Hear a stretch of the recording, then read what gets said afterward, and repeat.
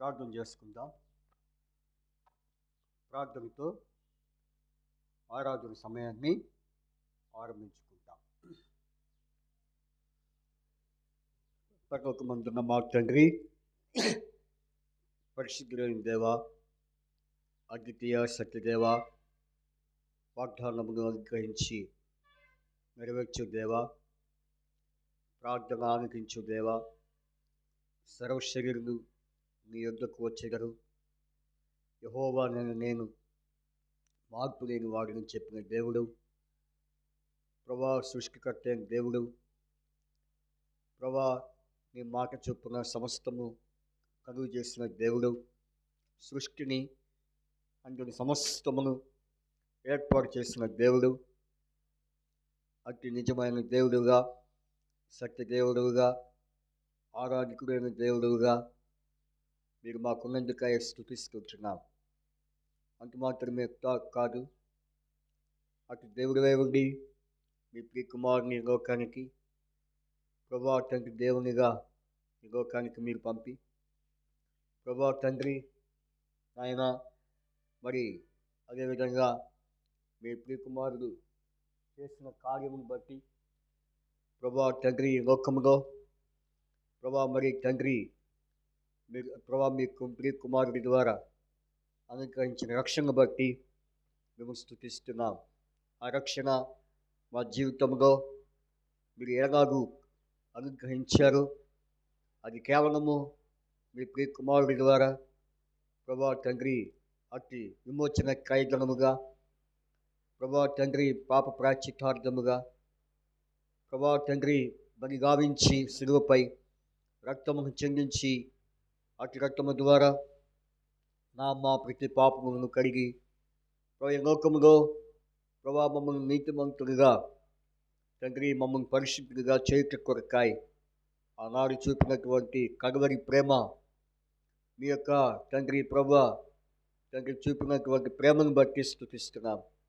అదే సిలువలో మీరు వేలాడుచు ఆనాడు కాచిన రక్తమే మా జీవితాలకు ప్రభా తండ్రి పాప క్షమాపణ, విమోచన, రక్షణ కలుగు చేసిందిగా ఉన్నందుకై స్తుతిస్తున్నాం.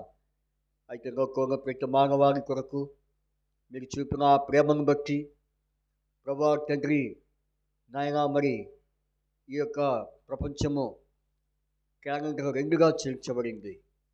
కాబట్టి మీరు ఆ కార్యాన్ని ఎప్పుడైతే ప్రభా తండ్రి వచ్చి సంపూర్తి చేశారో, ప్రభా క్రీస్తు సగముగా మీరు ప్రభా తండ్రి ఏర్పాటు చేసినందుకు స్తుతిస్తున్నాం.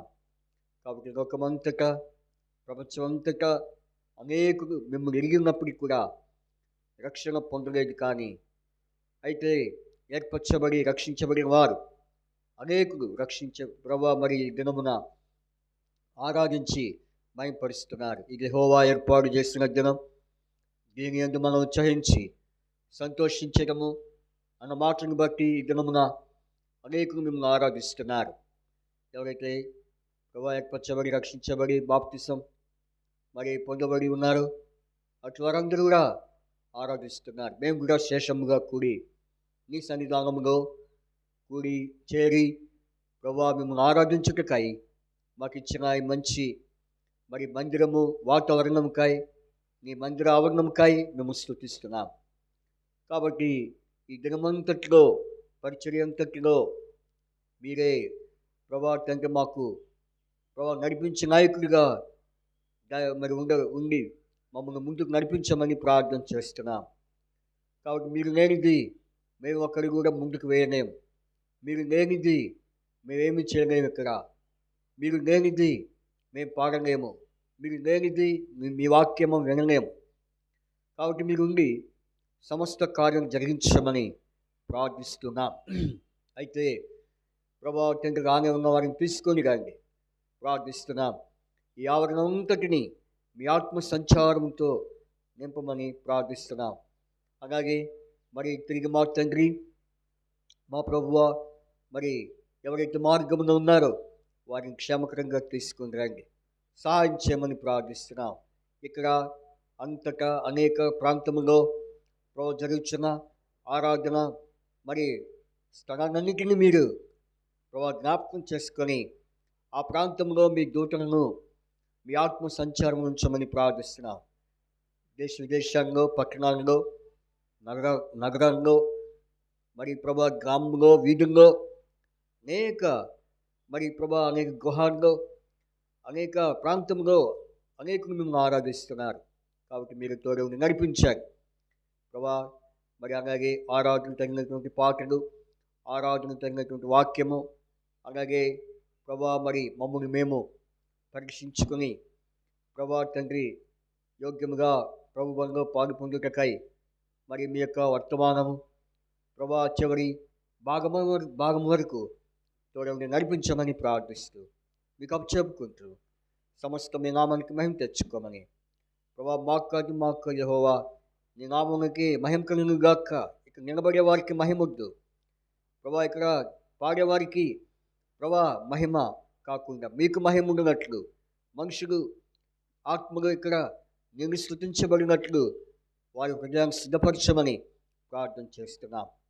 అంతేగాని పాడేవారిని అలాగే చెప్పేవారిని అలాగూ వారిని వారు ఎవరు హృదయంలో కూడా పొగుడుకోకుండా గణపరచుకోకుండా నిన్ను పొగిడేవారిగా, నిన్ను గణపరిచేవారిగా సిద్ధపరచమని ప్రార్థిస్తూ మీకు అప్పచెప్పుకుంటూ ఈ ఆవరణం అంతటిని జ్ఞాపకం చేస్తాం. మైక్ ద్వారా ఈ యొక్క శబ్దము ఎంతవరకు ప్రయాణం చేస్తుందో ప్రభు వారందరినీ జ్ఞాపకం చేసుకొని విననే ఉన్నవారిని, వినుటకు సిద్ధముగా ఉన్నవారిని ప్రభు మీరు జ్ఞాపకం చేసుకుని వారి జీవితంలో ఆత్మకార్యము, రక్షణ కార్యము, రక్షణ ఆశీర్వాదము దయచేయమని ప్రార్థిస్తూ ఉన్నాం.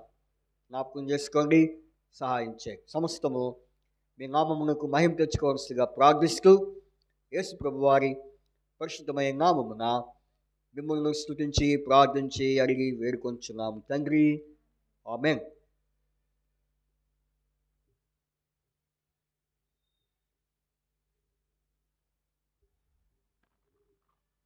మనము మరి కీర్తనలు పాడుకుందాం. కీర్తనలు పాడుకుందాం.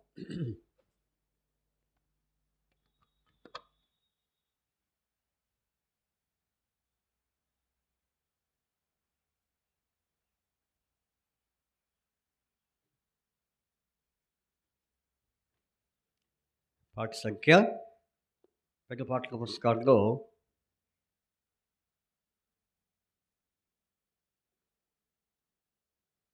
2వ కీర్తన పుస్తకాల్లో దయచేసి పాడుకుందాము.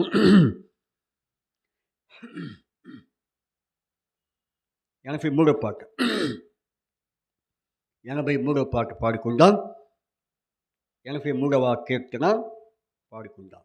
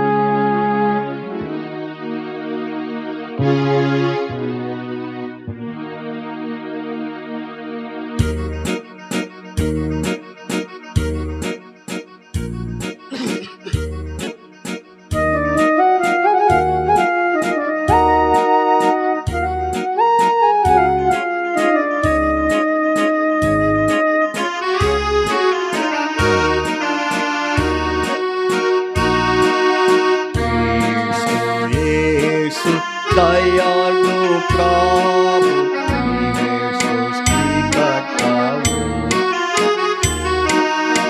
నీవే మా రక్షకుడవని హల్లెలూయా పాడెదము. నీవే మా రక్షకుడవని హల్లెలూయా పాడెదము.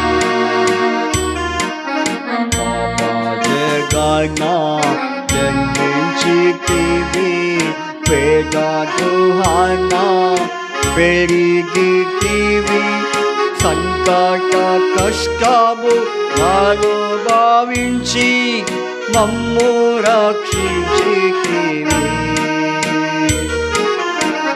అవజేగనా జన్మించితివి వేదనకు హన్నా పెరిగితివి సంకట కష్టములను భావించి మమ్ము రక్షించితివి ప్రియా యేసు మమ్ము రక్షించితివి ప్రియా యేసు మమ్ము రక్షించితివి రక్షించితివి మమ్ము రక్షించితివి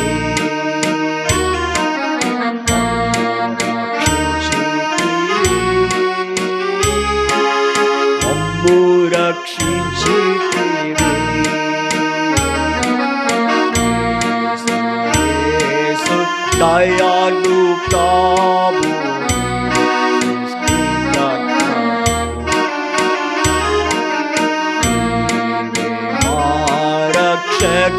రక్షకుడవాని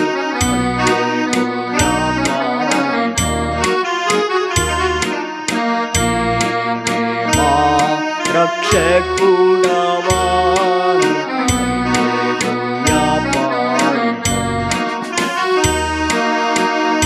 జీవితానవా తుఫాను చేత కల్వరిలాగా ఒక్క మాటతో ఆజ్ఞాపించి తుఫాను నాపి దారికి చేర్చితివి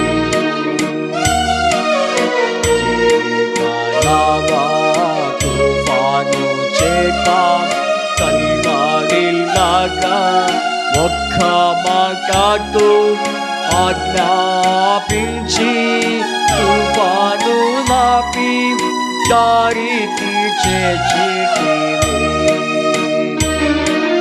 ప్రియా యేసు దారికి చేర్చితివి ప్రియా యేసు దారికి చేర్చితివి దారికి చేర్చితివి దారికి చేర్చితివి దారికి చేర్చితివి దారికి చేర్చితివి యేసు దయాళు ప్రభు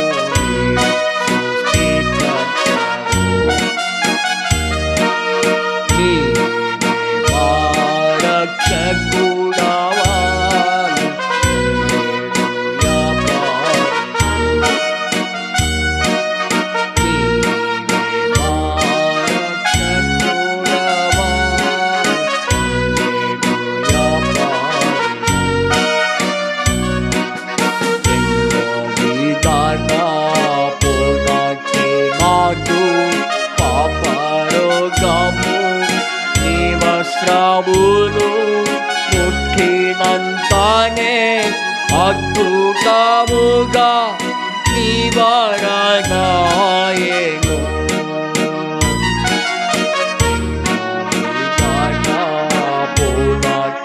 నాకు అపరోగము వస్త్రములు ముట్టినంతనే అద్భుతముగా నివారణాయెను ప్రియా యేసు నాయెను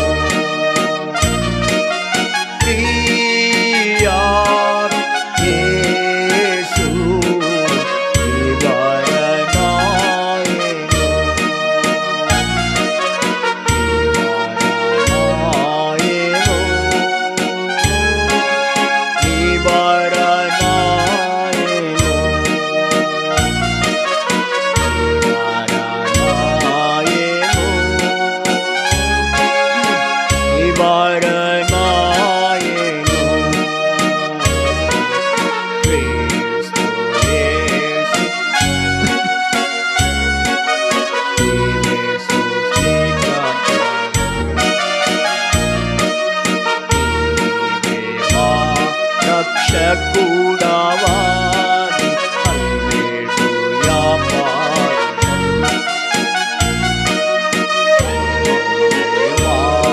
రక్షకుడవాని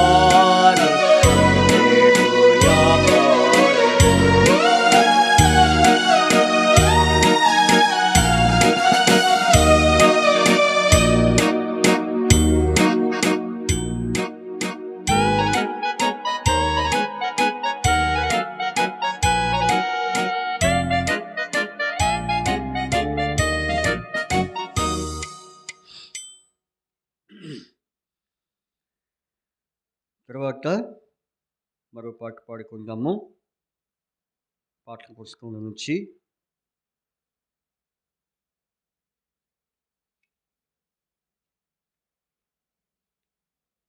పెద్ద పాటల పుస్తకం నుంచి దేవాతి దేవ ప్రభువున ప్రభు అనే పాట. పెద్ద పాటల పుస్తకాల్లో దేవాతి దేవ ప్రభువున ప్రభు అనే పాట పాడుకుందాం. 230వ పాట, 230వ పాటను పాడుకుందాం. 230వ పాట.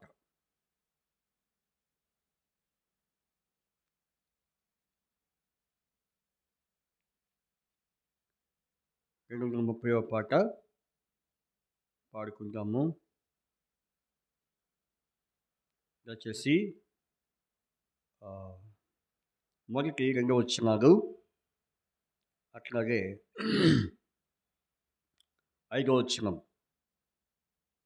7వ వచనం పాడుకుందాం. మొదటి 2 వచనాలు, 5, 7 గమనించండి. మొదటి 2 వచనాలు, 5, 7 వచనాలు పాడుకుందాం.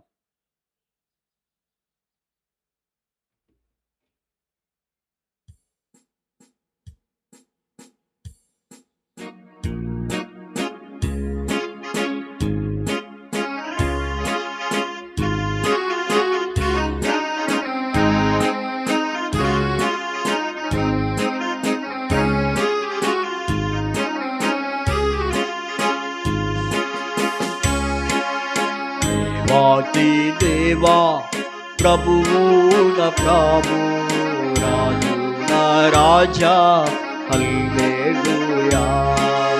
దేవాతి దేవా ప్రభువున ప్రభు రాజున రాజా హల్లెలూయా. నీ రక్తముతో విమోచించి, నీ రక్తముతో సంపాదించి, నీ రక్తముతో విమోచించి, నీ రక్తముతో సంపాదించి, పరలోక రాజా ప్రజనాటు చేర్చి, పరలోక రాజా ప్రజనాటు చేర్చి, పరలోక పాటన్నా కొసాగితివి, పరలోక పాటన్నా కొసాగితివి. దేవా ప్రభువున ప్రభు రాజున రాజా హల్లెలూయా. దేవాతి దేవా ప్రభువున ప్రభు రాజున రాజా హల్లెలూయా.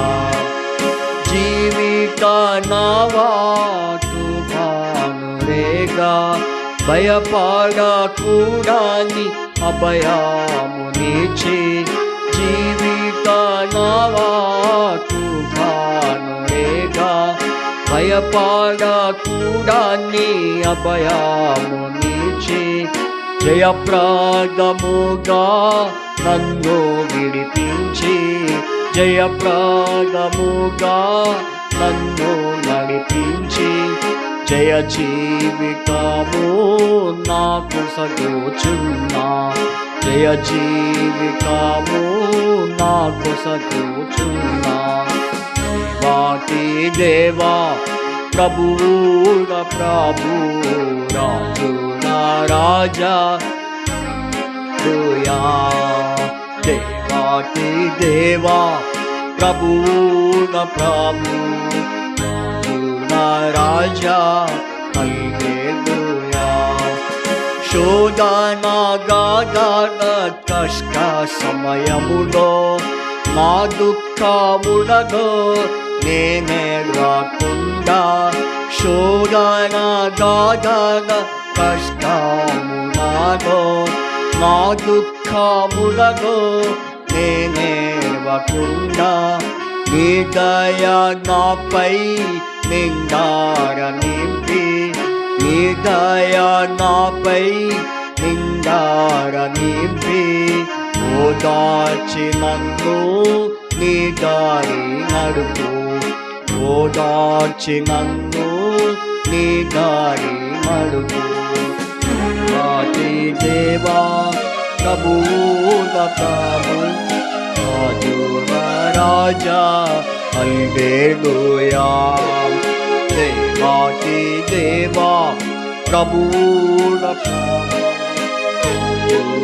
రాజా హల్లెలూయా పరలోకం సంగంలో ఎదుట సర్వశక్తి గల క్రీస్తుని ఎదుట పరలోక పరిశుద్ధ సంగంలో ఎదుట సర్వశక్తి గల క్రీస్తుని ఎదుట పరలోక నూతన గీతము పాడ పరలోక నూతన గీతము పాడ చేర్చితివి నన్ను నీ జయము నందు చేర్చితివి నన్ను నీ జనము నందు చేర్చితివి నన్ను నీ జనము నందు వాటి దేవా ప్రభువుల ప్రభు రాజా హల్లెలూయా వాటి దేవా ప్రభువుల ప్రభు రాజా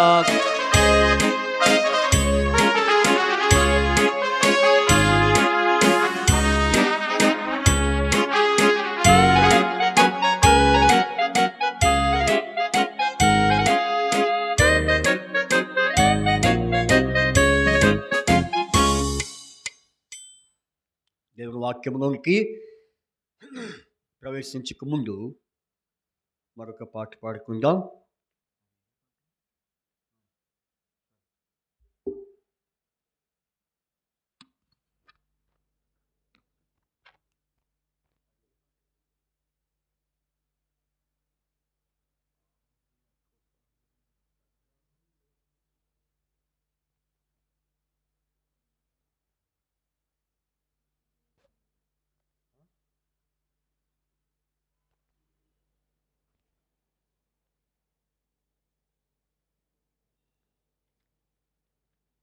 పాట సంఖ్య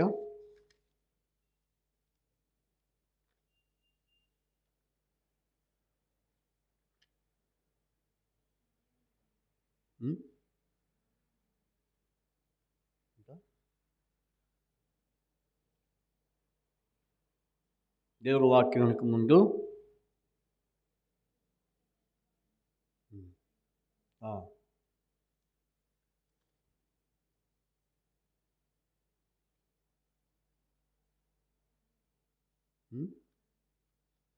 అరవై పాట పాడుకుందాం. 60. యెహోవాను స్తుతించుడి, ఆయన దయాళుడు అనే పాట పాడుకుందాం.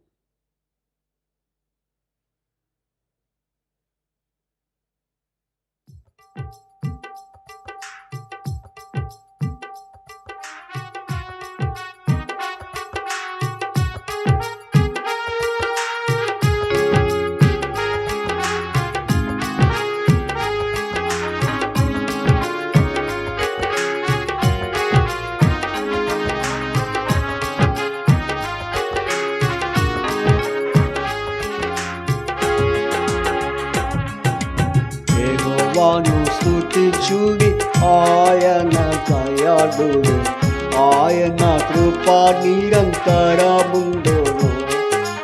యెహోవాను స్తుతించుడి, ఆయన దయాళుడు, ఆయన కృప నిరంతరముండును.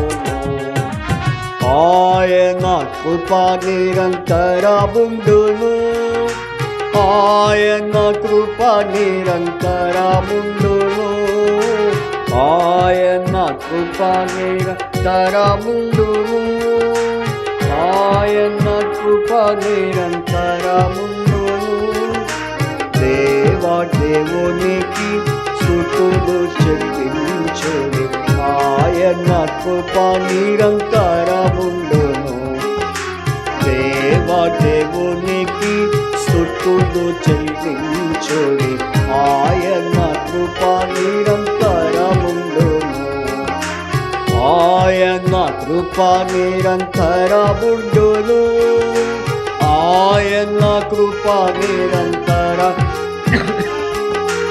ఆయన కృప నిరంతరముండును. ఆయన కృప నిరంతర. ప్రభువునకు స్తుతులు చెల్లించుడి. ఆయన కృప నిరంతరముండును. ప్రభువునకు స్తుతులు చెల్లించుడి. ఆయన కృప నిరంతరముండును.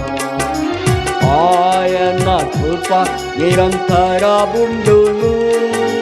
ఆయన కృప నిరంతరముండును. ఆయన కృప నిరంతరముండును. ఆయన నిరంతరముండును. ఆకాశం స్నానము చేసిన వారిని స్తుతించుడి. ఆయన కృప నిరంతరముండును. ఆకాశము జ్ఞానము చేసిన వారిని ఆయన కృప నిరంతరముండును. ఆయన కృప నిరంతరముండును. ఆయన కృప నిరంతరం. ఆయన కృప నిరంతరముండును. ఆయన తరముండును. గొప్ప జ్యోతులు నిర్మించిన వారిని స్తుతించుడి. ఆయన కృప నిరంతరముండును. గొప్ప జ్యోతులు నిర్మించిన వారిని స్తుతించుడి. ఆయన కృప నిరంతరముండును. ఆయన కృప నిరంతరముండును. ఆయన కృప నిరంతరముండును. ఆయన కృప నిరంతరముండును.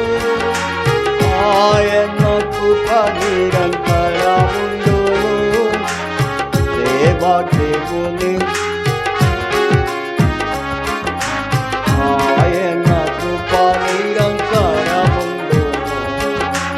యెహోవాను స్తుతించుడి. ఆయన దయాళుడు. ఆయన కృప నిరంతరముండును. ఆయన కృప నిరంతరముండును.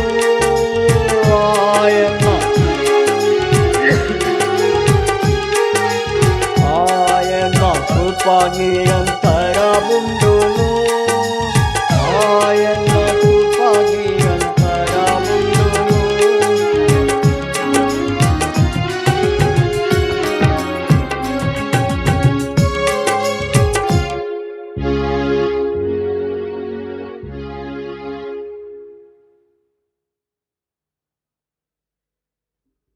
మన బైబిల్స్ పైకెత్తి బైబిల్ పాట పాడుకుందాం.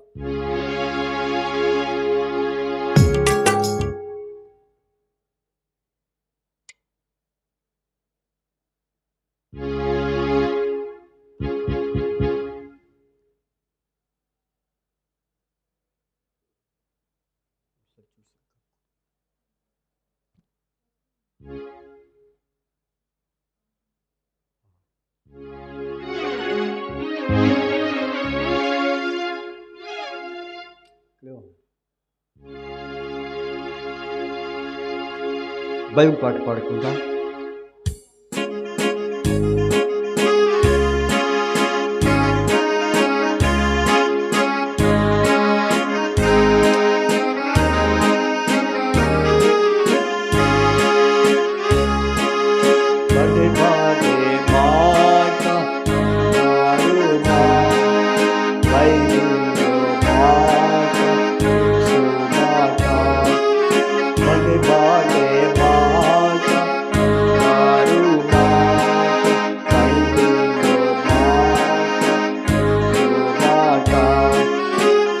జీవితాన నీ జీవితాన మరువాని మాట యేసు మాట.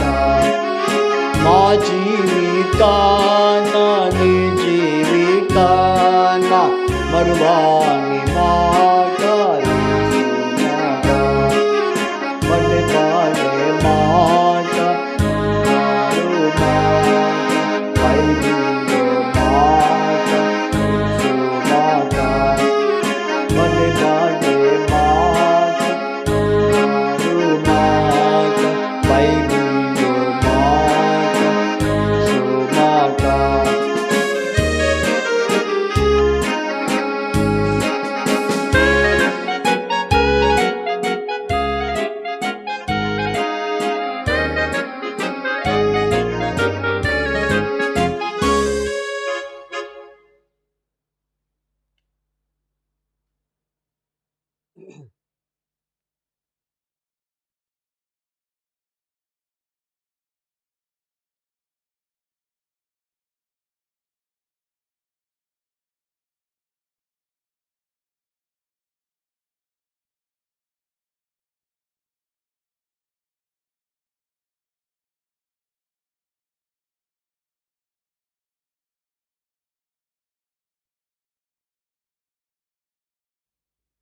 రండి,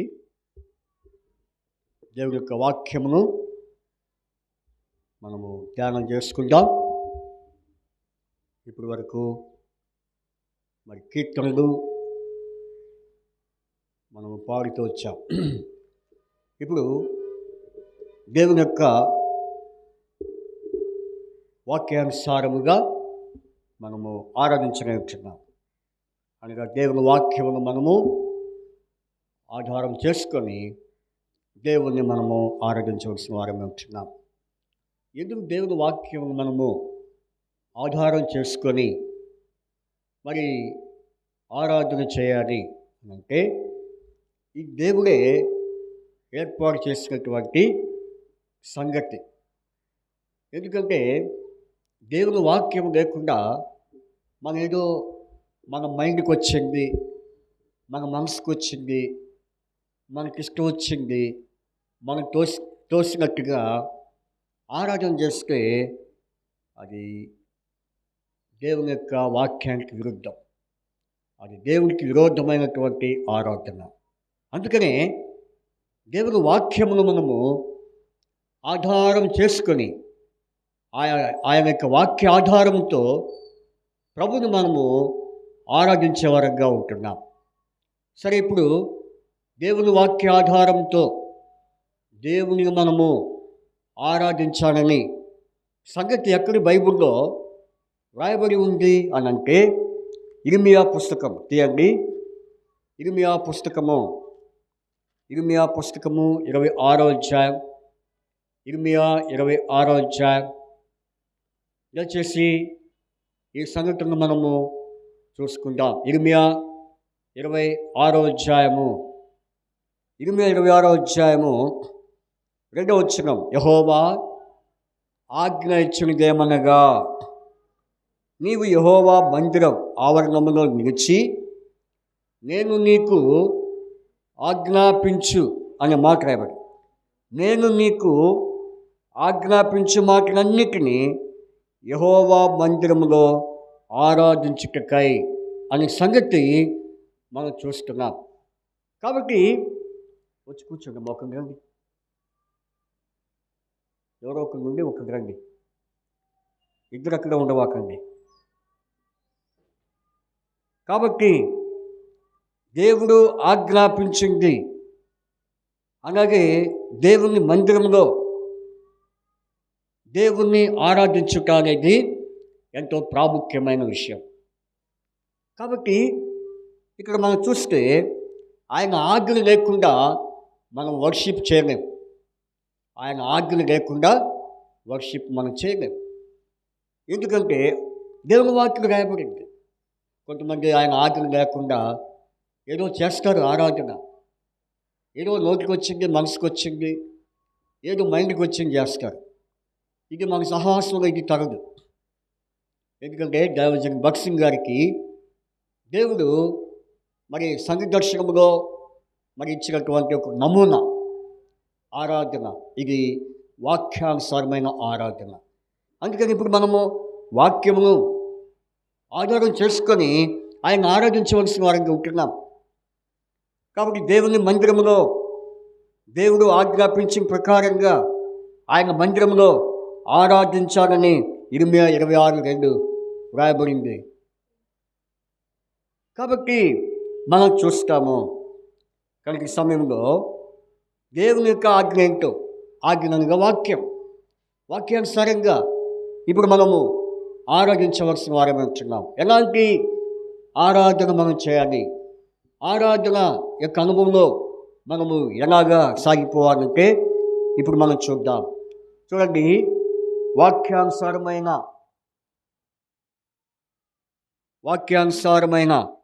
ఆరాధన మనం చేయాలి అని మనం చూసాం. కాబట్టి ఈనాడు అనే సంఘాలు ఇది మనకు తెలియదు. కొంతమందికి మన హెబ్రోన్ సహవాసంలో ఉండి కూడా ఈ వాక్యము ఎరగిన వారిగా ఉంటున్నారు. ఏ వాక్యం చెప్పండి? ఇర్మియా 26:2 యెహోవా ఆజ్ఞాపించిందేమనగా, నీవు యెహోవా మందిరంలో నిలిచి నేను నీకు ఆజ్ఞాపించు మాటలన్నిటినీ యెహోవా మందిరంలో ఆరాధించుట. కాబట్టి ఆజ్ఞ అంటే దేవుని వాక్యానుసారంగా ఆరాధించాలి. రెండవది, ఎక్కడ ఆరాధన చేయాలి? మందిరంలో. ఇంట్లో కాదు, ఒంట్లో కాదు, మనసులో కాదు, మందిరంలో.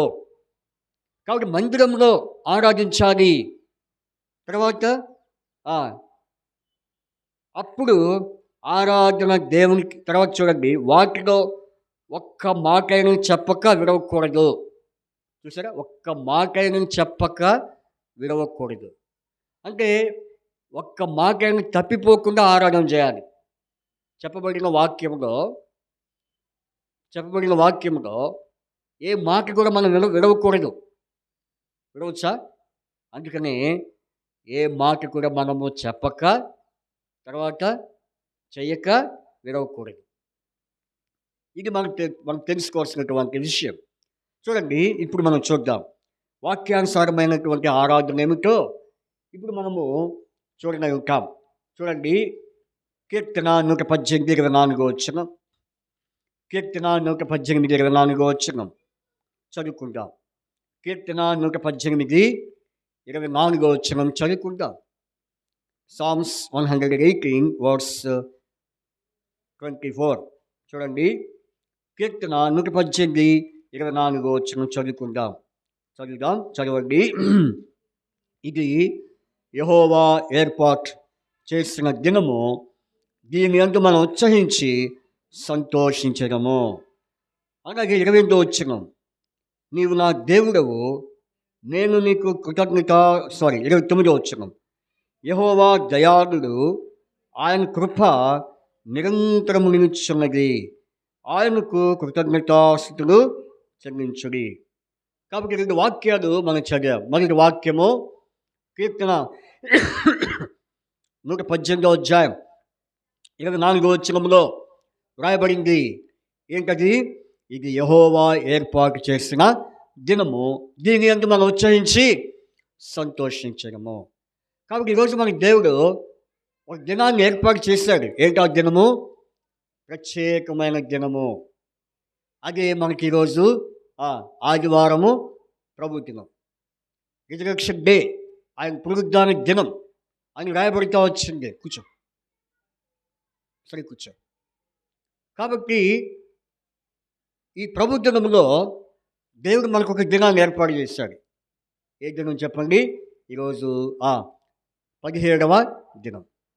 కాబట్టి 17వ దినంలో ప్రభు దినంలో 17వ దినం, అదే ప్రభు ఏర్పాటు చేసిన దినము.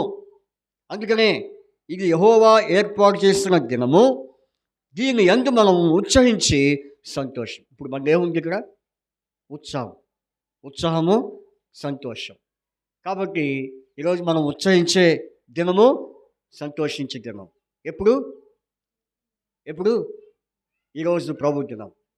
కాబట్టి కొంతమంది కొన్ని దినాలు ఏం చేస్తారు? స్పెషల్‌గా చేసుకుంటారు. ఏం ఏ దినాలు?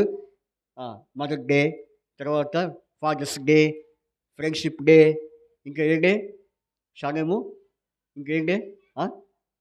ఇంకేమున్నాయి చాలా ఉన్నాయి. చిల్డ్రన్స్ డే ఇంకా ఇయన్నీ పాటిస్తారు లోకంలో. కానీ మనం ఏం పాటిస్తాం? ఆ! అయ్యగారిని మనం పాటించాల్సిందే. ప్రభు దినము, అదే ఆదివారం, ఈ ప్రభు దినాన ఆయన్ని మనము ఆరాధించే వారంగా ఉంటున్నాము. అందుకని ఇప్పుడు ఎందుకు మనము దేవుణ్ణి ఈ దినాన మరి 17వ దినాన ఆదివారమున ఆయన మనము ఆరాధించే వారంగా ఉంటున్నామంటే 29వ వచనం చదువుకుందాం. ఇది మనకి ఈరోజు దినవాక్యం. ఏ వాక్యం ఇది? ఆ! దినవాక్యము. దినవాక్యం. ఏంటి ఈరోజు దినవాక్యం? ఇదే. యెహోవా చెప్పండి. యెహోవా చెప్పండి అందరూ. యెహోవా దయాళుడు. ఆయన కృప నిరంతరము నిలుచుచున్నది. ఆయనకు కృతజ్ఞతాస్తుతులు చెల్లించుడి. చాలు. కాబట్టి మీరు గట్టిగా చెప్పినట్లు లేదు.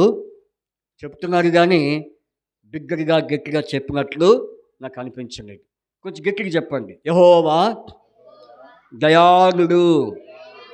ఆయన కృప నిరంతరము నిలుచుచున్నది. ఎవరైనా చెప్పండి. ఈరోజు మనకి ఈ వాక్యము ఏ వాక్యము? దినవాక్యం. ఈరోజు దినవాక్యం ఇది. చూసారా ఎంతమంది చూసి వచ్చారు దినవాక్యం? ఎప్పుడు అంటే యూట్యూబ్లో చూసారా? లేకపోతే వాట్సాప్లో చూసారా? స్టాటస్లో చూసారా? లేకపోతే ముఖాముఖిగా చూసారా? కొంతమంది స్టాటస్లో చూస్తున్నారు, కొంతమంది యూట్యూబ్లో చూస్తున్నారు, వాట్సాప్ చూస్తున్నారు. అది కాదు, ముఖాముఖిగా చూసిన వచ్చి చూపించండి. ముఖాముఖిగా ఈ అమ్మాయి ఏంటి అంటుంది అంటే సరిగ్గా వినలేదు. అట్టయితే వినకుండా చేయట్టున్నావు నువ్వు. ఎవరు చెప్పింది? నేను చెప్పింది వినలేదుగా. నువ్వు చెప్పి విన్నప్పుడే చేయట్టాగా. నువ్వు వినకుండా చేయట్టు ఎవరికి పక్కన వంగడికి చేయట్టు ఎట్లా?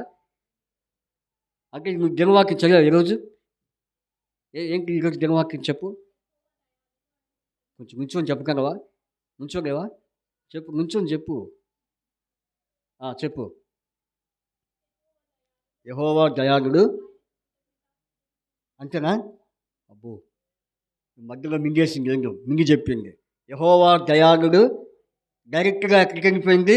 ఆయన కృతజ్ఞతాస్తుతి గాడికి వెళ్ళిపోయింది. మధ్యలోకి ఎగరేసింది. జెండా ఎగరేసింది. ఆగస్టు 15 చేసుకున్నావా? పోయావా ప్రాగ్ ఆవిష్కరణకి? కాబట్టి యెహోవా దయాళుడు. ఆయన కృప నిరంతరముండును. కాబట్టి దేవుడు ఎవరంటే దయాళుడు. అంటే దయగలవాడు, దయ చూపించేవాడు, మర్సిఫుల్ గాడ్. కాబట్టి ఆయన దయా కనికరములు కలవాడు. అందుకనే ఆయనకేం పేరు చెప్పండి? దయాళుడు. దయాళుడు అనే పదం బైబిల్లో మరి 12 సార్లు రాయబడింది. ఎన్నిసార్లు? 12 పర్యాయాలు రాయబడింది. ఎన్ని పర్యాయములు? 12. ఇక అంతకన్నా తక్కువగా ఎక్కువగా నాకు చెప్పండి, నేను తెలుసుకుంటా. ఎన్నిసార్లు దయాళుడు అనే పదం ఎన్నిసార్లు ఉంది? 12 సార్లు.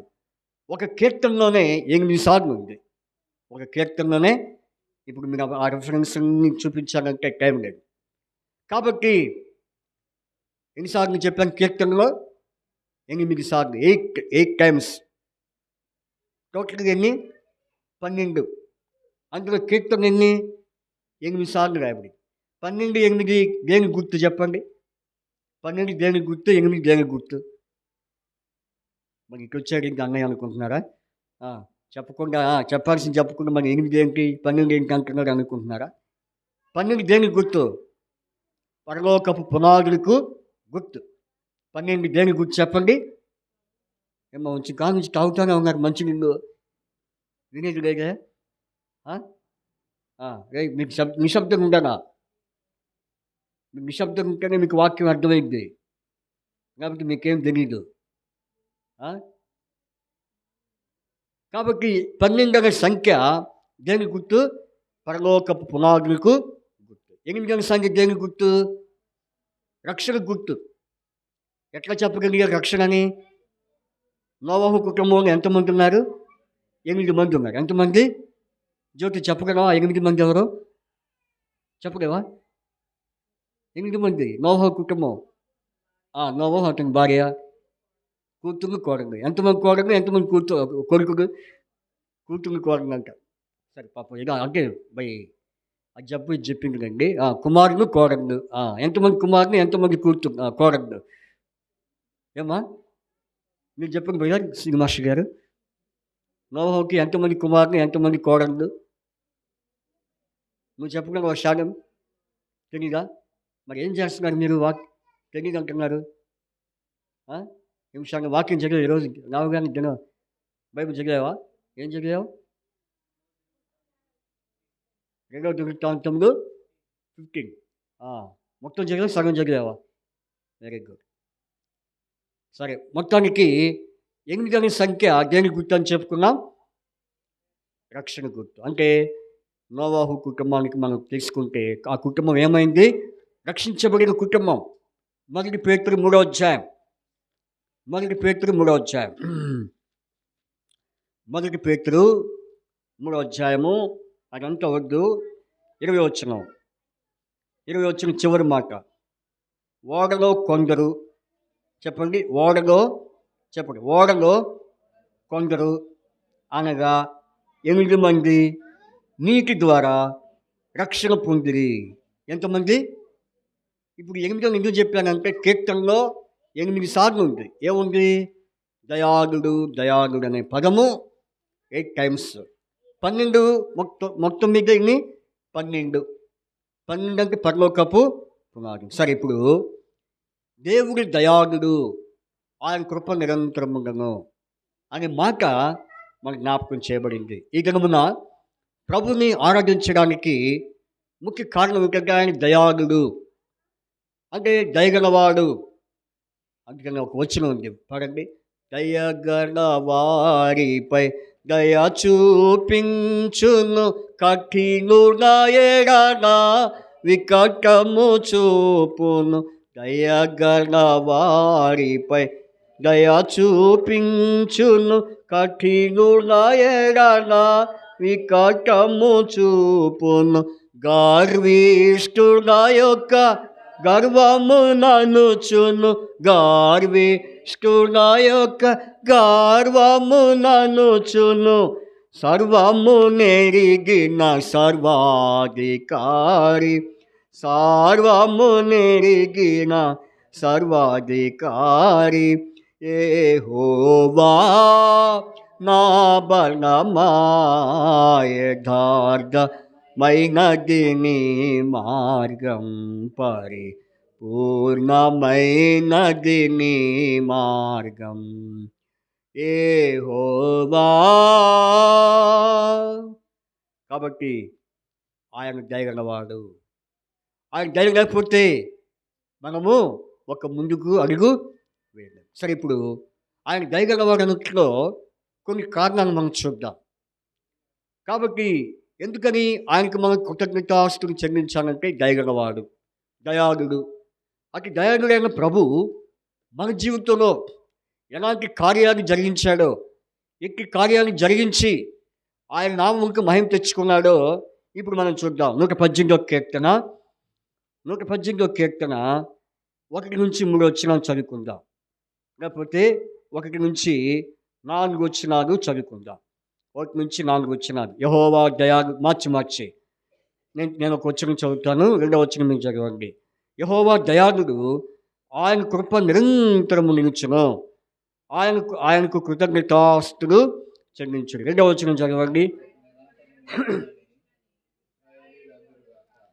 రైట్. 3వ వచనం. ఆయన కృప నిరంతరం నిలుచునని అహరోను వంశస్థులందురుగాక.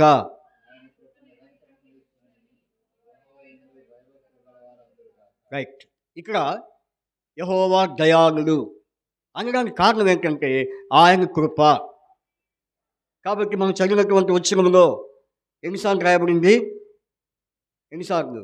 4 సార్లు. 118 ఒకసారి, 118 వచనంలో ఒకసారి, 118 వచనంలో ఒకసారి, 118 వచనంలో ఒకసారి. మొత్తం ఎన్నిసార్లు? 4 సార్లు. అంటే ఆయన కృప. కృప అనేది మన జీవితానికి ఎంతో ప్రాముఖ్యంగా దేవుడు అనుగ్రహించాడు. ఎవరి విషయంలో అక్కడ కృప చూపించాడు చెప్పండి? ఇశ్రాయేలు విషయంలో 3వ వచనంలో, అహరోను విషయంలో, వంశస్థుల విషయంలో, తర్వాత ఆయన ఆయన యందు భయభక్తి గల వారి విషయంలో. కాబట్టి ఎవరు ఇశ్రాయేలీయులు, ఎవరు అహరోను వంశస్థులు, ఎవరు ఆయన యందు భయభక్తి గల వారంటే విమోచించబడిన వారే. కాబట్టి రక్షించబడిన వారే. అందుకనే ఆయన కృప ఏం చేసింది చెప్పండి?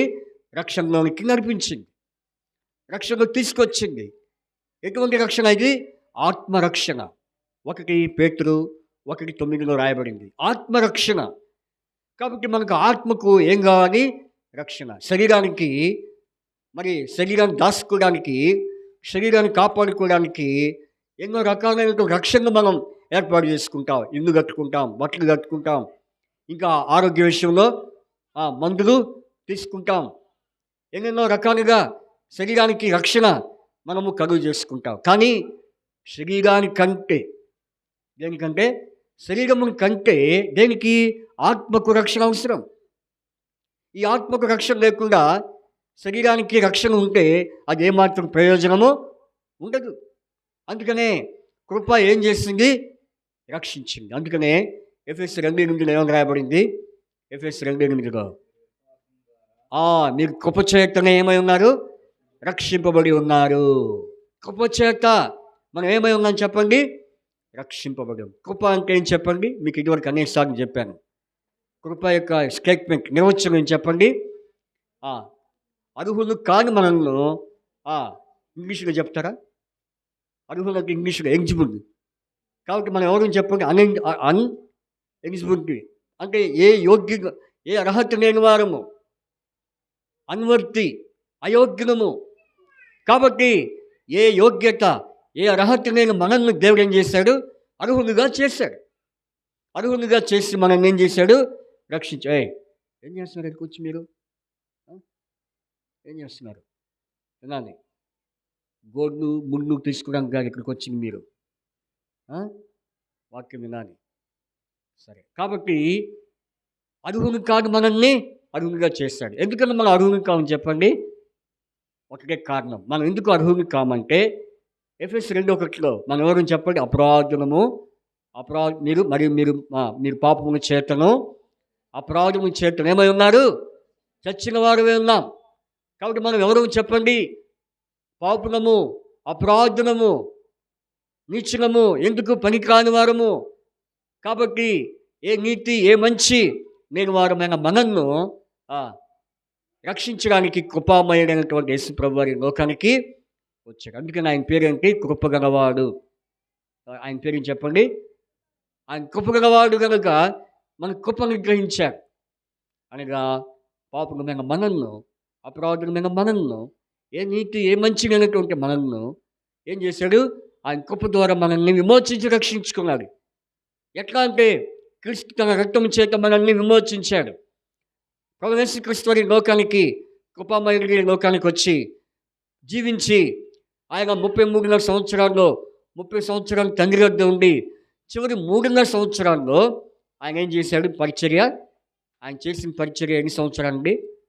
చెప్పండి, ఎన్ని సంవత్సరాలు? 3.5 సంవత్సరాలు. ఈ 3.5 సంవత్సరాల్లో ఆయన అందరికీ ఏమయ్యాడు? అదే చెప్పండి. పరిచయం అయిపోయాడు. అందరికి తెలిసిపోయాడు. ఎలా పరిచయం అయ్యాడు? ఎలా తెలిసిపోయాడంటే ఆయన ప్రపంచానికి నడిబొడ్డున ఏ గావించబడ్డాడు? సిలువ. ఆకాశానికి భూమికి మధ్య ఆ కల్వరి కొండపై ఆయన నిలువకోయనే మరి ఆ సిలువపై తన ప్రాణాన్ని మన కొరకు అర్పించాడు. దీని నుంచి డెప్త్గా నేను పోనవసరం లేదు. కాబట్టి నేను లోతుగా చెప్పట్లేదు. కాబట్టి మన యొక్క పాప నిమిత్తమై తన సిలువలెక్కి, ఆయన తన సిలువను మోసుకొని ఆ సిలువ మీద ఆయన ఎక్కి తర్వాత ఏం చేశాడు? తన రక్తాన్ని చిందించాడు. ఆ రక్తం ద్వారా మన పాపములకు విమోచన. అందుకే పేతురు గారు ఏమన్నా చెప్పండి? పేతురు ఏమన్నాడు? మీరు క్రీస్తు రక్తం చేత విమోచించబడుతారని మీరు ఎరుగరా? కాబట్టి మనం దేని చేత విమోచించబడ్డాం?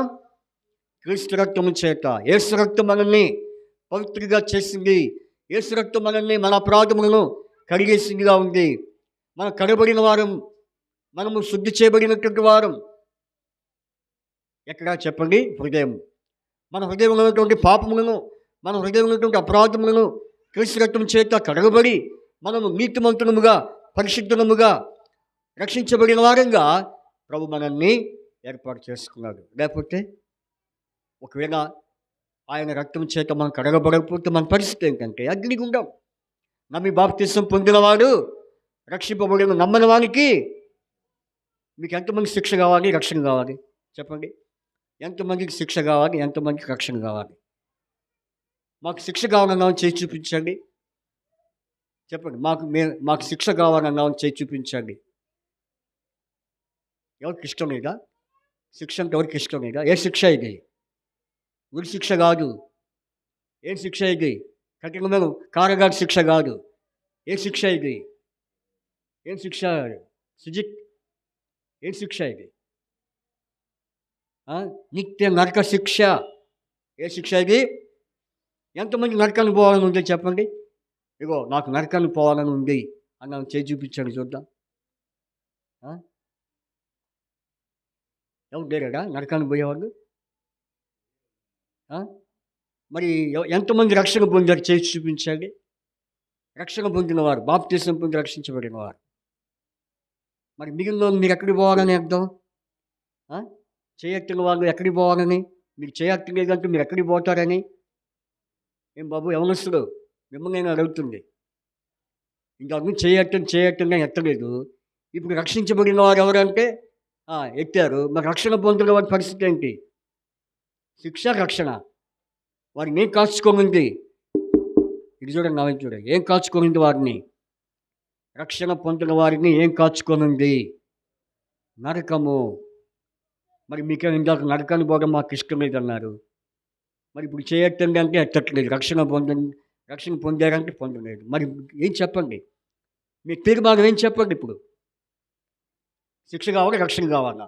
రక్షణ కావాలని అన్నాం చేసి చూపించండి చూద్దాం. రక్షణ కావాలని అన్నాం చేసి చూపించండి.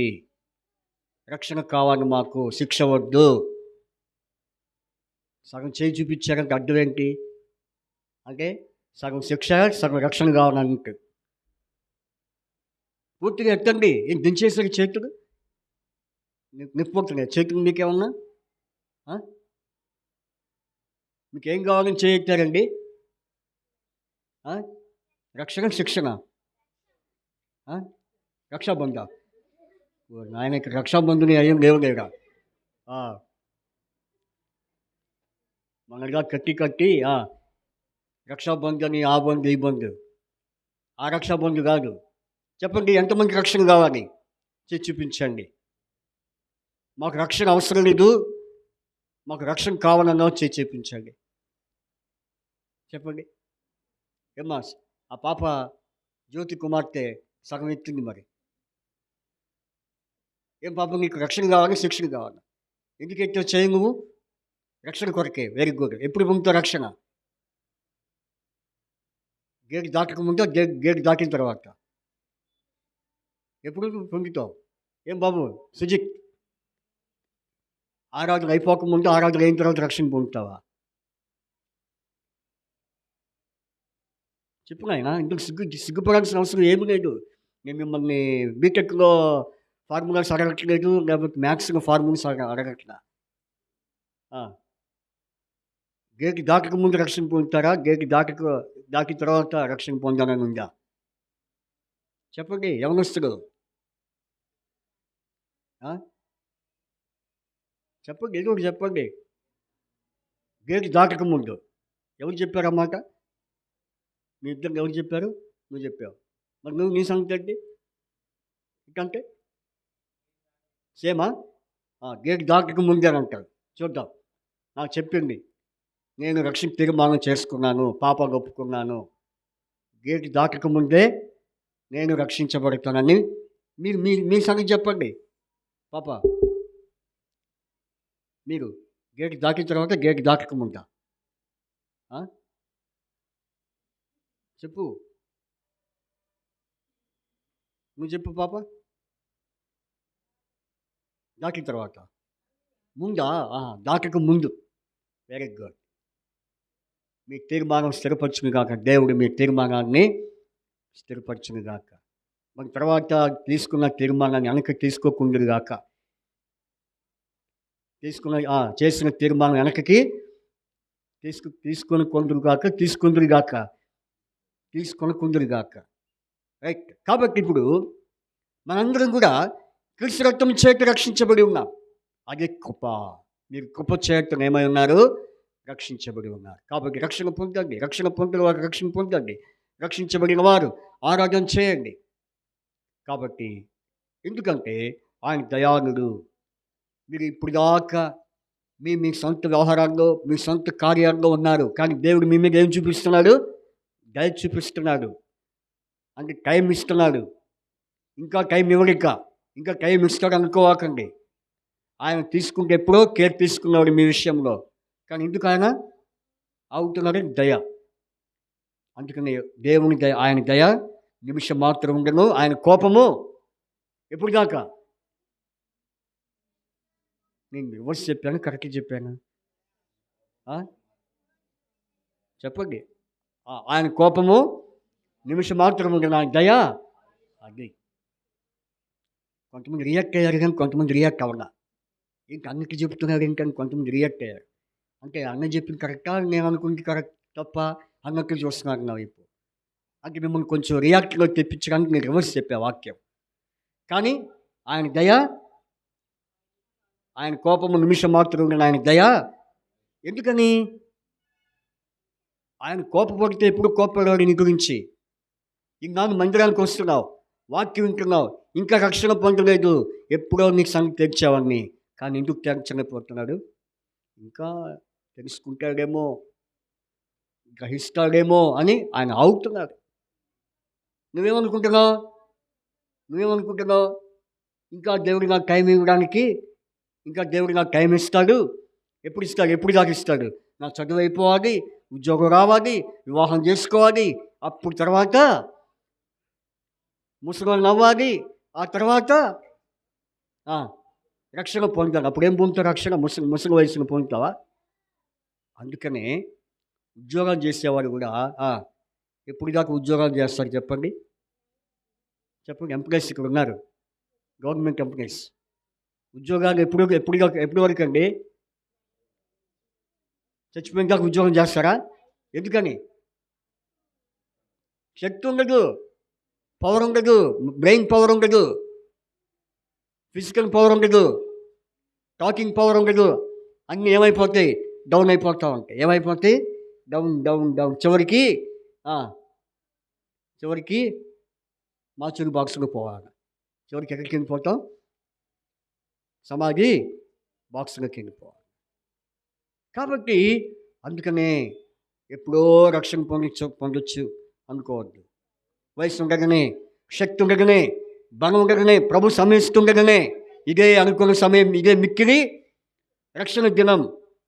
చూడండి, ఆ మాట బైబిల్లో రాయబడింది. చూడండి, మొదటి కొరింథీ పత్రిక 2 కొరింథీ పత్రిక 6వ అధ్యాయము 2వ వచనం చదవండి. షాలేం. 2 Corinthians chapter 6 verse 2. అనుకూల సమయమునందు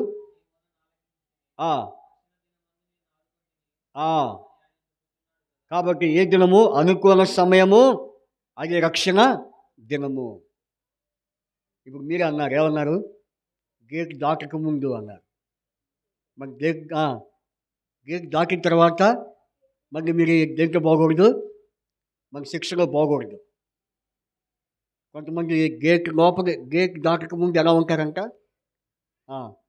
దేవుడు ఆత్మలో నింపబడినట్టే ఉంటారు. గేట్ దాటితే ఎగిరిపోద్దు ఆ ఆత్మ. నిజమే కాదా? చెప్పండి. అందుకనే రక్షణ తీర్మానం చేసుకున్నటువంటి వారు స్థిరపరచుకోండి, పాపాన్ని ఒప్పుకోండి, పాప క్షమాపణ వేడుకోండి. ప్రభు యొక్క రక్తంలో మీ పాపం కడగబడాలి, మీ ఆత్మ రక్షించబడాలి, మీ ఆత్మ దేవుని సన్నిధికి చేర్చబడాలి. దేవుని సన్నిధిలో, పరలోకములో నిత్యము దేవుని స్తుతించాలి.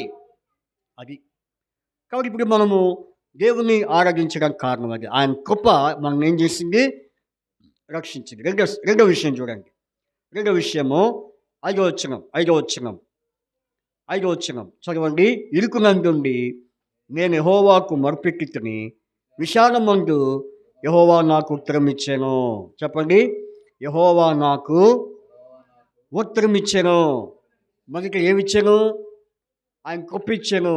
కృప ద్వారా ఏం కలిగింది? రక్షణ. రెండవదిగా ఆయన నాకు ఉత్తరం ఇచ్చెను. దేవుడు మనకి ఎలాంటి వాడు? దేవుడు మన పక్షంగా మన ఏంటి ఎలాంటి వాడు? ఉత్తరం ఇచ్చేవాడు. ఏ ఉత్తరం? జవాబు, సమాధానం ఇచ్చేవాడు. ఎప్పుడు? దీనికి మాట చెప్పాలంటే రిప్లై. ఏమంటారు దీన్ని? రిప్లై ఇస్తాడు. మనం మొరపెట్టినప్పుడు ఆయన మనకేమి ఇస్తాడు? ఉత్తరం ఇస్తాడు. అంటే రిప్లై. మేము చిన్నప్పుడు హాస్టల్లో ఉన్నప్పుడు మరి ఉత్తరాలు రాసేవాళ్ళం. బాగా పోటీ మీద రాసేవాళ్ళం. మేము మా ఫ్రెండ్స్. అప్పుడు 25 పైసలు కార్డు ఉండేది కదా. 25 పైసలు కార్డు ఉండేది. ఆ 25 పైసలు కార్డు కొనుక్కొని కొద్ది సంగతి రాయాలనుకున్నప్పుడు 25 పైసలు కార్డు, ఎక్కువ మ్యాటర్ రాయాలనుకుంటే ఎంవలప్ కవర్. ఏ కవరు? ఇప్పుడు ఏం లేవు. ఇప్పుడు అంతా ఫోన్లు వచ్చేసినాయి. వాట్సాప్లు, తర్వాత ఇన్స్టాగ్రామ్ అన్నీ వచ్చేసినాయి. ఇప్పుడు అవి పడిపోయినాయి. అందుకే ఇప్పుడు సెంట్రల్ గవర్నమెంట్ తిట్టుకుంటున్నారు. ఎందుకు తెలుసా? అప్పుడన్నా ఉద్యోగాలు వచ్చినాయి, ఇప్పుడు మాకు ఉద్యోగాలు తగ్గినాయి అంటున్నారు. ఎందుకని? అప్పట్లో పోస్ట్ మ్యాన్లకి, పోస్ట్ మాస్టర్లకి జాబులు ఎక్కువగా వచ్చేసాయి. ఎందుకని? టెలిగ్రామ్ ఇవ్వడానికి. ఇప్పుడు అవసరం లేదు. కాబట్టి మేము పోటీ పడి ఉత్తరాలు రాసేవాళ్ళం. ఏమని రాసేవాళ్ళం తెలుసా? బాగున్నారా? తిన్నారా? రేపు ఆదివారం, రెండో ఆదివారం గుర్తుందా మీకు? వస్తారా? రారా? వచ్చేటప్పుడు ఏం తీసుకొస్తారు? అవన్నీ రాసేవాళ్ళం. ఏం తీసుకొని రావాలి అన్నీ రాసేవాళ్ళం. అది చేరిన తర్వాత మళ్ళీ వాళ్ళు మాకు ఎప్పుడు అయిపోతే మాకు నెమ్మది ఉండదు, పీస్ఫుల్ ఉండదు. చేరిందా లేదా ఉత్తరం. అందుకే ఇప్పుడు కొంతమంది అఫీషియల్స్ మరి పెద్ద వాళ్ళకి ఏదన్నా మ్యాటర్ రాసిన తర్వాత దానమ్మకి ఇంకోటి యాడ్ చేస్తారు. ఏంటది? ఎకనాలజిమెంట్ కార్డు అంటే ఏంటి? మళ్ళీ అది మనకే వచ్చింది మళ్ళీ. ఎందుకని? చేరింది, మీరేం భయపడవాకండి. మీ విషయాన్ని మేము చదివాము, మీరు నెమ్మదిగా హాయిగా ఉంటుందని. అప్పట్లో మాకు అది లేదు. కాబట్టి ఎప్పుడైతే మేము ఎవరికైతే ఉత్తరాలు రాస్తామో వాళ్ళు తిరిగి మాకు చివరి ఎవరు రాస్తుంది తెలుసా? రిప్లై మీ. ఏం రాసేవాళ్ళం? అంత రాసిన తర్వాత చివర రిప్లై మీ అంటే మా తల్లిదండ్రులు చదివాని సంఖ్య. ఏంద్రా ఇది అంత రాసింది మాకు అర్థమైంది. ఏది ఇంగ్లీష్లో రాసేవి ఏంద్రా అంటే తిరిగి మాకు పంపించు. అంటే మనం కూడా దేవుని సన్నిధిలో ప్రార్థించినప్పుడు దేవుడు మనకేమి ఇచ్చేవాడు? రిప్లై, ఉత్తరం ఇచ్చేవాడు, జవాబు ఇచ్చేవాడు. రైట్, నీ ప్రార్థన విన్నా, నీ మనవి నేను విన్నా, కాబట్టి నువ్వేమి భయపడద్దు. అందుకని చూడండి 21వ వచనంలో, నీవు నాకు రక్షణాధారుడివై నాకు ఉత్తరం ఇచ్చి ఉన్నావు, నేను నీకు కృతజ్ఞతాస్తులు. కాబట్టి రెండవ సంగతి ఏంటంటే ప్రభు మనకి ఉత్తరం ఇచ్చేవాడు, తిరిగి జవాబు ఇచ్చేవాడు, మనకు సహాయము చేసేవాడు అని మనము మరి ప్రభు సన్నిధిలో మరి ఆయన ద్వారా మనం ఉత్తరము పొందుకున్నాం. కాబట్టి మొదటిగా రక్షించేవాడు, రెండవది ఉత్తరం ఇచ్చేవాడు. అంటే మీ బాధలన్నింటినీ, మీ శోధనన్నింటినీ, మీ మరణన్నింటినీ విన్నాను కాబట్టి మీకు ఉత్తరం ఇస్తున్నాను. కాబట్టి మన దేవుడు ఎలాంటి వాడంటే ఉత్తరం ఇచ్చి, ప్రభువా నా జీవితంలో నేను ప్రార్థించినప్పుడు, నేను నీ సన్నిధిలో మనవి చేసుకున్నప్పుడు నువ్వు నాకు ఉత్తరం ఇచ్చావు, అందుకు బట్టి నేను నీకు కృతజ్ఞతాస్తుతులు చెల్లిస్తాం. ఇది రెండో విషయం. మూడో విషయానికి వద్దాం. చూడండి, మూడో విషయం 6వ వచనం. ఆయన దయాళుడు అనడానికి మూడో కారణం 6వ వచనం. యెహోవా నా పక్షమున ఉన్నాడు, నేను భయపడను, నరులు నాకేమీ చేయగలరు. చెప్పండి, యెహోవా నా పక్షమున ఉన్నాడు. మొదటిగా ఆయన రక్షించేవాడు, రెండవదిగా ఉత్తరం ఇచ్చేవాడు. కాబట్టి ఆయనకి ఏం చేయాలి? కృతజ్ఞతాస్తుతులు చెల్లించాలి. తర్వాత మూడవదిగా మన పక్షముగా ఉన్నవాడు. మన పక్షంగా ఉన్నవాడు మనకేమై ఉన్నాడు?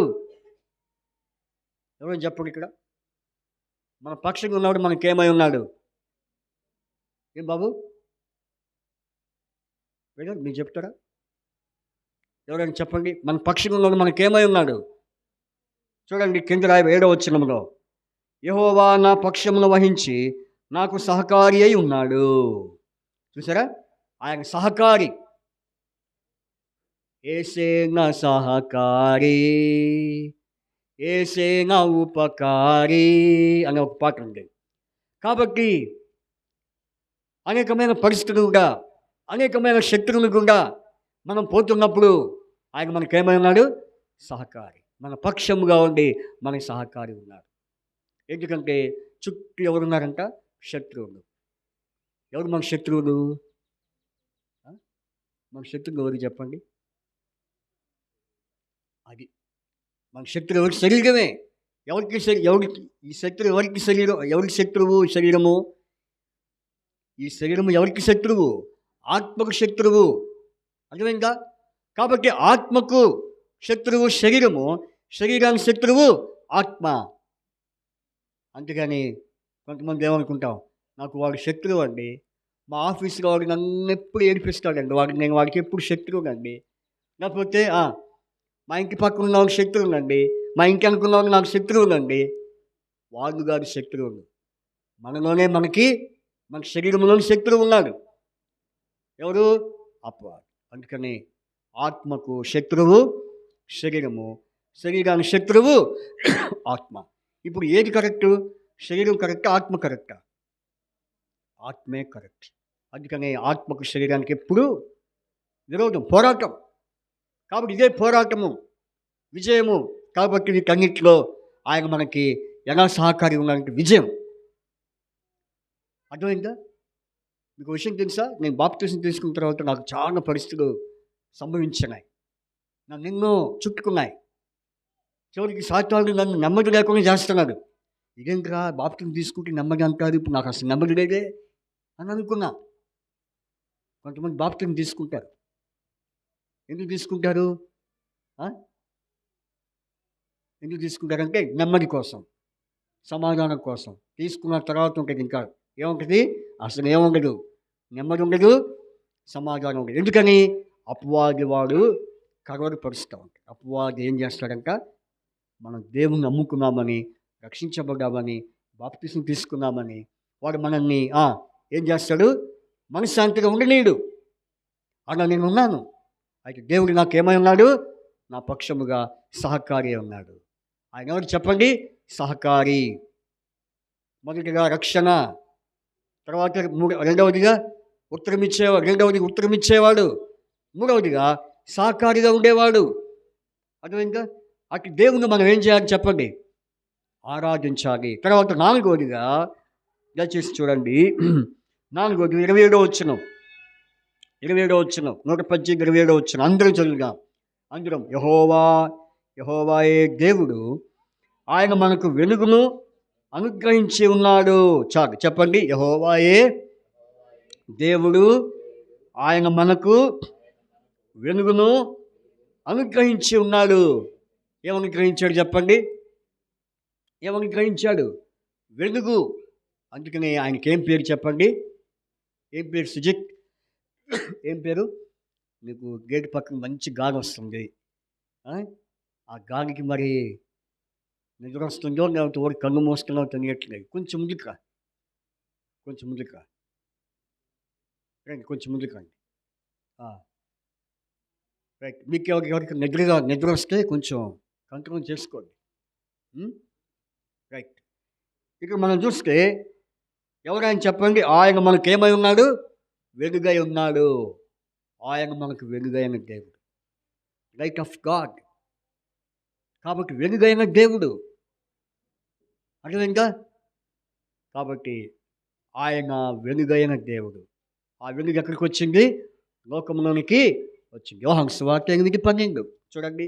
నేను లోకమునికి ఏమై ఉన్నానని చెప్తున్నాడు. చదవండి. యోహాను సువార్త 8:12 చదవండి. జాన్ చాప్టర్ 8 చదవమ్మా. నేను లోకములకు వెలుగును, నన్ను వెంబడించేవాడు చీకటిలో నడవక జీవపు వెలుగు. ఆ వెలుగు ఎటువంటి వెలుగు? జీవపు ఉట్టి వెలుగు కాదు. ఇప్పుడు ఈ వెలుగు ఉందండి, ఇది ఎప్పుడు ఉండిద్దా? ఎప్పుడు ఉంటుందా? నా ఎదురుగా ఈ పెద్ద లైట్ పెట్టారు, ఇది 20 వాట్స్, ఇంకా పెద్ద పెద్దవి ఉంటాయి, 50, 100 ఉంటాయి. అవి ఎప్పుడు ఎగురుతాయా? ఎందుకని? వాడు ఎప్పుడు కరెంట్ ఆఫ్ చేస్తాడో తెలియదు ఆఫీస్లో. కరెంట్ ఆఫీస్లో ఎప్పుడు కరెంట్ ఆఫ్ చేస్తాడో తెలియదు. ఇది ఎప్పుడు ఆగిపోతుందో తెలియదు. దాని అంతగా అది ఒకసారి ఆగిపోయింది. కానీ దేవుని వెలుగు ఆగిపోదు, ఎప్పుడు జీవిస్తూనే ఉంటుంది. అందుకని ఈ వెలుగైన దేవుడు మనకేమి ఇచ్చాడు? మనకు వెలుగు ఇచ్చాడు. ఏమిచ్చాడు? వెలుగు. అదే జీవపు జీవపు దాటానా హృదయములోనికి రా, నూతన వెలుగు నూతన అనుభవమందరికీ నీము. నూతన వెలుగు నూతన అనుభవమందరికీ నీము. కాబట్టి నూతనమైన వెలుగులో మనకు, ఒకప్పుడు మనం ఏమై ఉన్నాం? అంధకారంలో ఉన్నాం, చీకట్లో ఉన్నాం. అయితే ఈ జీవపు వెలుగుగా దేవుడు మన హృదయంలో ఆయన వెలిగించబడుతున్నాడు. ఎక్కడున్నాడు జీవపు వెలుగు? ఎక్కడున్నాడు? మనలో ఉన్నాడు. మనలో ఉన్న దేవుడు ఎలాంటి వాడు? వెలుగైన దేవుడు. ఆయన వెలుగై ఉండి మనం ఏం చేస్తున్నాడు? నడిపిస్తున్నాడు. కీర్తన 119, 107 వచనం చూడండి. కీర్తన 119, 107 వచనం చదువుకుంటే అక్కడ ఏమని రాయబడింది? నీ వాక్యము నా పాదములకు దీపమును, నా త్రోవకు 105 నా త్రోవకు వెలుగై ఉన్నది. చూసారా? ఈ వెలుగే వాక్యం. ఈ వాక్యమే మనకి ఎలాంటిది? మనం నడిపించేదిగా ఉంది. నీ వాక్యము నా పాదములకు దీపము, నా త్రోవకు. కాబట్టి వాక్యము మనకి వెలుగుగా ఇచ్చాడు దేవుడు. వెలుగైన దేవుడు మనకేమిచ్చాడు? వాక్యం ఇచ్చాడు. ఈ వాక్యమే జీవపు వాక్యం. అందుకని మనం పట్టుకున్నటువంటి మన చేతిలో ఉన్నది చెప్పండి. మన చేతిలో ఉన్నది చెప్పండి. వాక్యము. ఏ వాక్యం ఇది? వెలుగై ఉన్న వాక్యం, జీవపు వాక్యం, సజీవ వాక్యం. ఈ వాక్యము మనకిచ్చినందుకు ప్రభుని మనం ఏం చేయాలి? ఆరాధించాలి.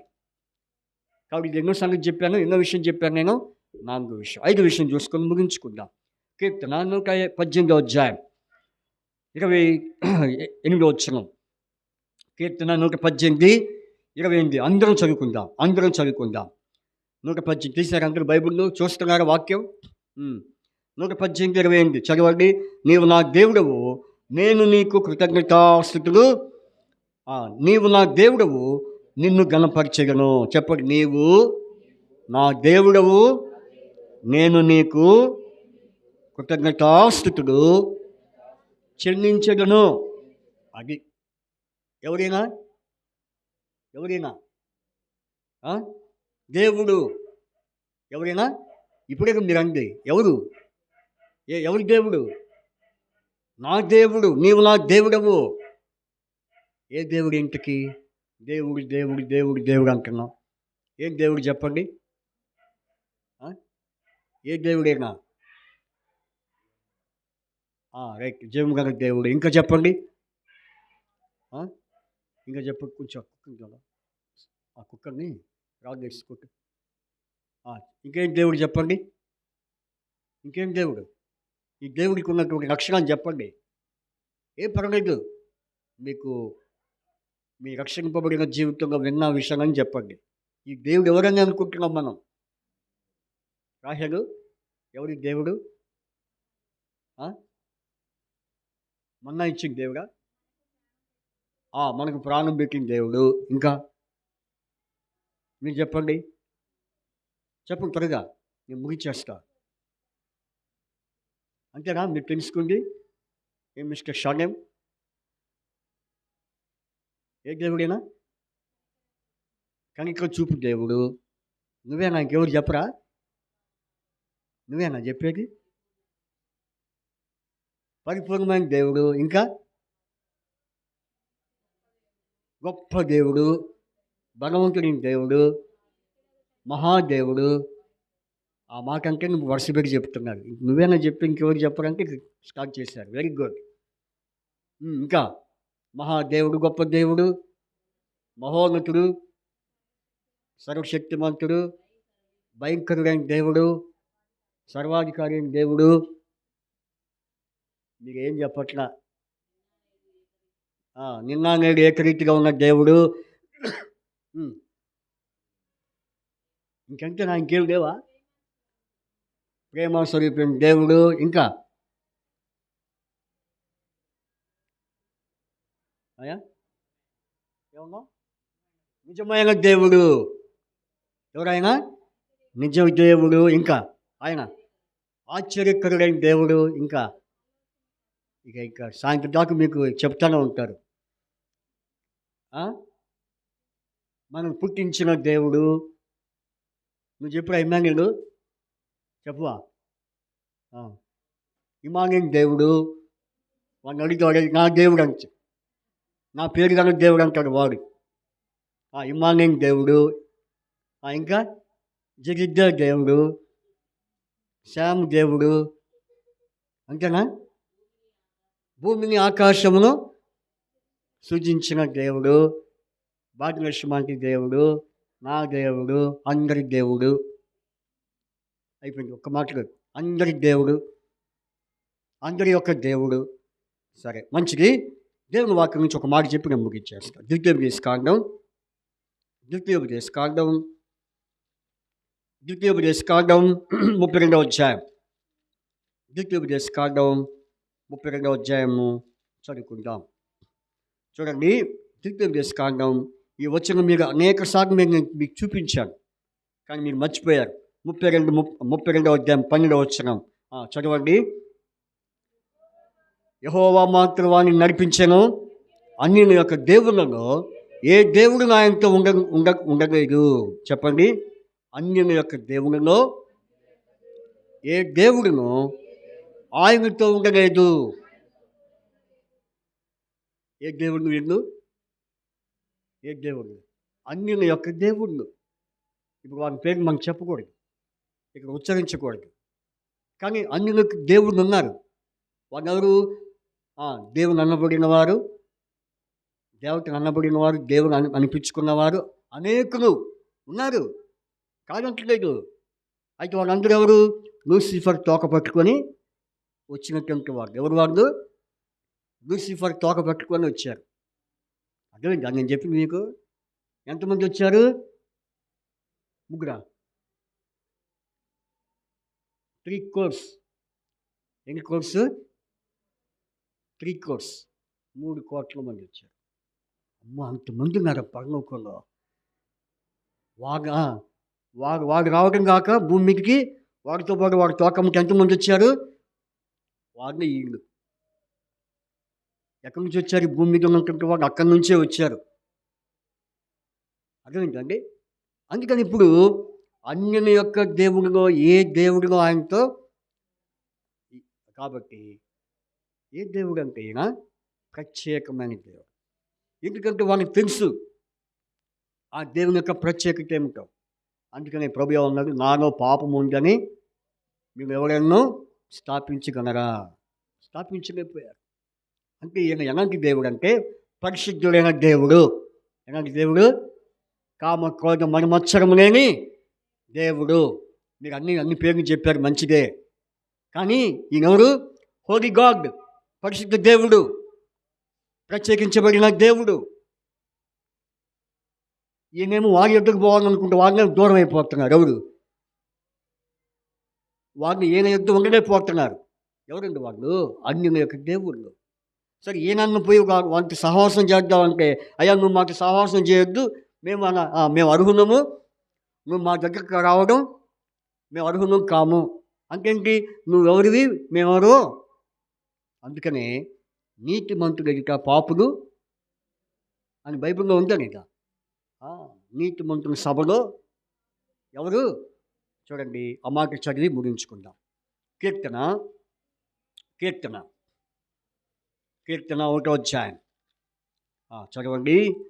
కీర్తన 1వ అధ్యాయము 5వ వచనం. కాబట్టి న్యాయ విమర్శలో దుష్టులను నీతిమంతుల సభలో అది అందుకే నిలవలేకపోయారు. వీళ్ళు వాళ్ళెవరు? నిలవలేని దేవుడు. ఈయనెవరు? నిలబడే దేవుడు. చాలా ఉన్నాయి దేవునికి చాలా పేర్లు. అయితే ఈ దేవుడు ఎవరు? పరిశుద్ధ దేవుడు. పరిశుద్ధ దేవుడు మనల్ని ఏం చేస్తున్నాడు? పరిశుద్ధపరిచే దేవుడిగా.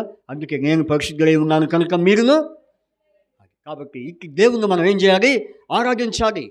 ఇటు దేవుని మనం స్తుతించాలి. ఎందుకంటే ఆయన దయాళుడు. దయాళుడైన దేవుడు మన జీవితంలో ఏ కార్యం చేశాడు?